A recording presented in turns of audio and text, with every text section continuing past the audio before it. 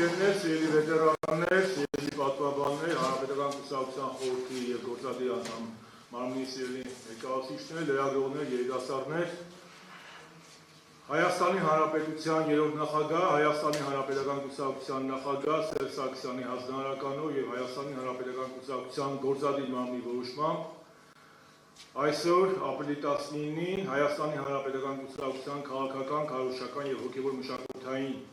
հանձնաժողովների միացյալ ջանքերով կազմակերպվել է կլոր սեղան համաժողով նվիրված հայ ժողովրդի ավանդին երկրորդ աշխարհամարտում ֆաշիզմի դեմ տարած հաղթանակում։ Ինչու ենք մենք որոշել նման միջոցառում կազմակերպել և ինչ կապ ունի հայ ժողովուրդը այդ հաղթանակի հետ։ Պետք է նշեմ, որ մեր որոշման հիմքում ընկած է այս պատերազմի հայնական լինելու հանգամանքը։ 41-45 թվականի պատերազմը հայ ժողովրդի համար հիրավի եղել է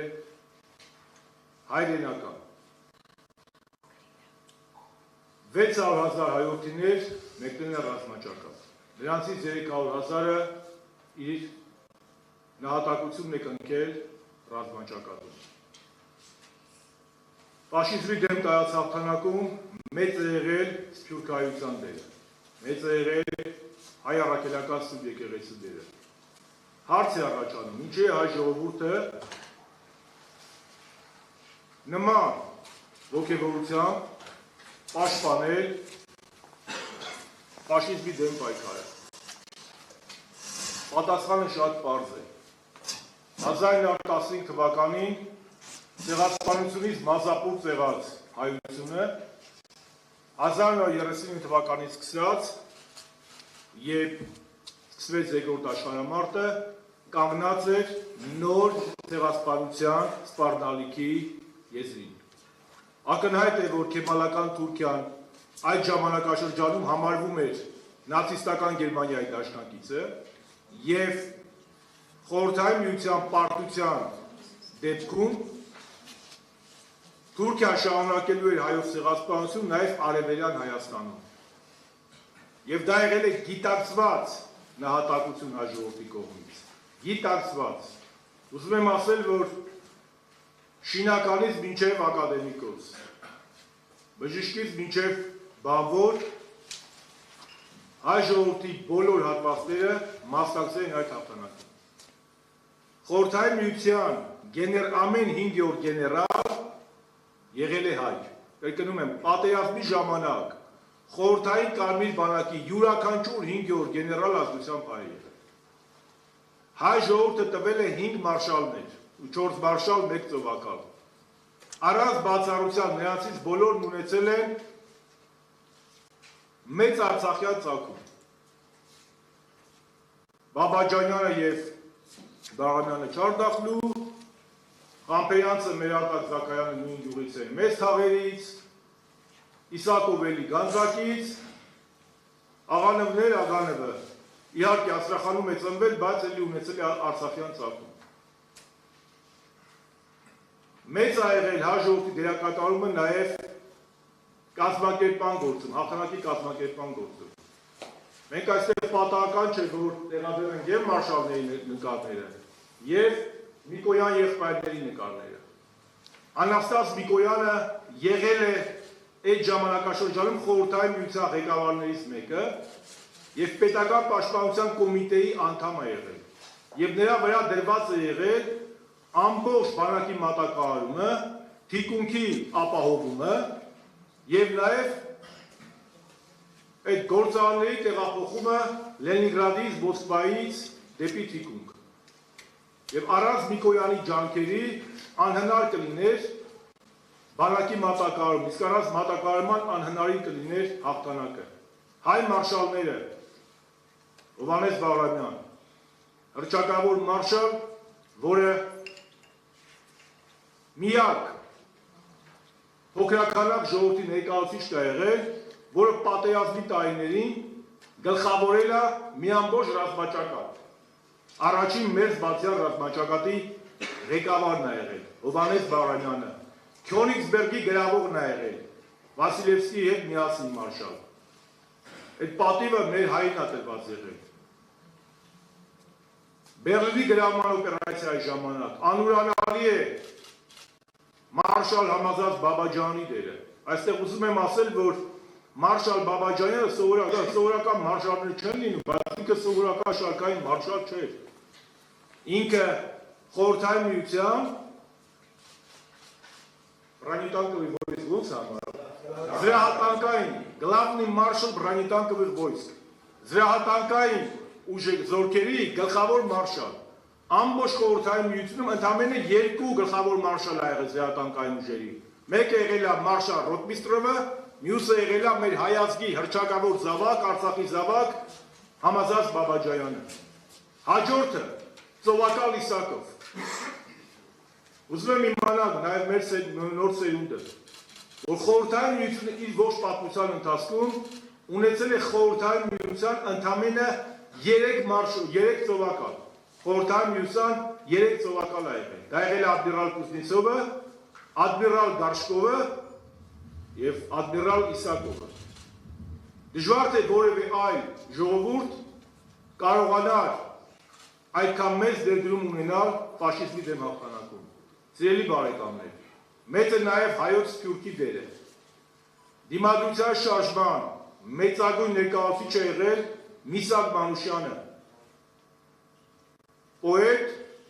թարգմանիչ, որի տաղանդը շատ մեծ գնահատականի արժանացել Աբեթիկ Իսահակյանի կողմից, որը երկրորդ աշխարհամարտի ժամանակ ոչ թե բռնեց կապիտուլյանտ Պետենի ուղին, այլ բռնեց դիմադրության շարժման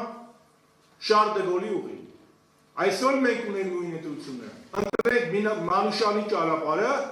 դիմադրության, թե ընտրենք կապիտուլյանտ Նիկոլ Փաշինյանի ճանապարհը։ Յուրաքանչյուր համաժողով ունի կիրառական նշանակություն։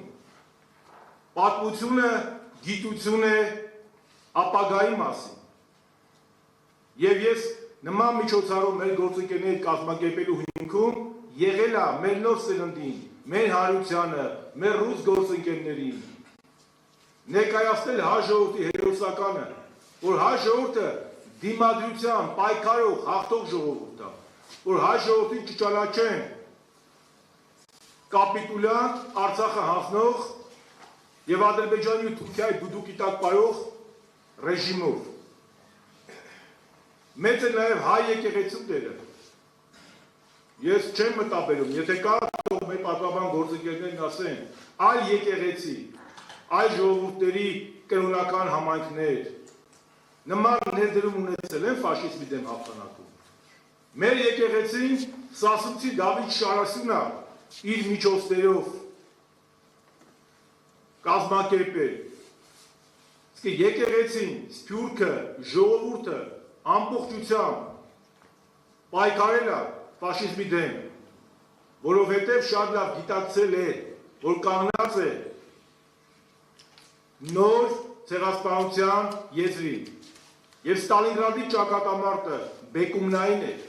Կուրսկի ճակատամարտը բեկումնային է, եւ այնտեղ եւ Ստալինգրադում եւ Կուրսկում, եւ Լենինգրադայի բլոկադայի ժամանակ, եւ Մոսկվայի պաշտպանության ժամանակ հայերը ունեցել են ակտիվ մասնակցություն եւ պաշտպանելով Մոսկվան եւ Կուրսկը, Լենինգրադը եւ Ստալինգրադը, նրանք պաշտպանում էին Երևանն ու Գյումրին, Արցախն ու Լոռին, Սյունիքն ու Տավուշը։ Ուզում եմ հստակ նշել, որ հաջորդ կարևոր նպատակը, որ մենք դրել ենք մեր առջև, քննադատել ու դատապարտել նեոնացիզմի եւ նեոֆաշիզմի ցանկացած դրսևորում։ Նյուրնբերգյան դատավարության ժամանակ ֆաշիզմը դատապարտվեց, բայց նեոֆաշիզմի դրսևորումները առկա են մեր կյանքում։ Ընդամենը 2 տարի էլ չի անցել, ինչ մենք ականատես ենք եղել Արցախում Ադրբեջանի նեոնացիստական ղեկավարության կողմից էթնիկ զտման, որտեղ մի ամբողջ ժողովուրդ Հիտլերյան Գերմանիայի դժբախտ օրենքների համաձայն բռնագաղթեց իր սեփական բնօրյան հայրենիքից։ Դա նույն ոճն էր Ալիևը կրկնել է Հիտլերի, Գեբելսի, Գերինգի, Գիմլերի, Բորմանի գործողությունները։ Ֆաշիստները խորհրդային միության ժողովուրդներին ուղարկում էին կոնցլագեր, խաղաղ բնակչությանը բռնագաղթի ենթարկում, Ադրբեջանի ռեժիմն էր Արցախահայությանը բռնի տեղահանեց իր բնօրյանից։ Եվ ինչպես երկրորդ աշխարհամարտի տարիներին գերմանական ֆաշիզմը ուներ իր կոլաբորացիոնիստները, օրինակ ֆրանսիական Պետենի կառավարությունը, այդպես էլ թուրքական նեոֆաշիզմը եւ նեոնացիզմը դժբախտաբար Երևանում ունի իր